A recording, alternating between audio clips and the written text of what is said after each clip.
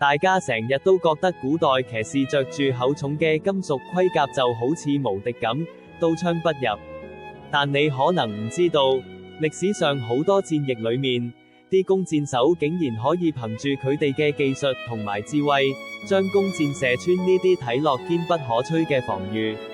到底佢哋點樣做到㗎？呢個謎團真係令人非常好奇。要拆解呢個謎團，我哋就要從物理學嘅角度出發，深入探討動能同埋應力呢兩個關鍵概念。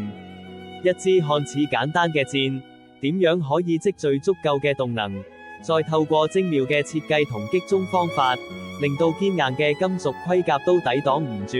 產生巨大嘅應力而變形甚至破裂呢？答案就係古人對材料科學同埋工程學嘅獨特理解。佢哋唔單止設計出能夠集中衝擊力嘅尖銳箭頭，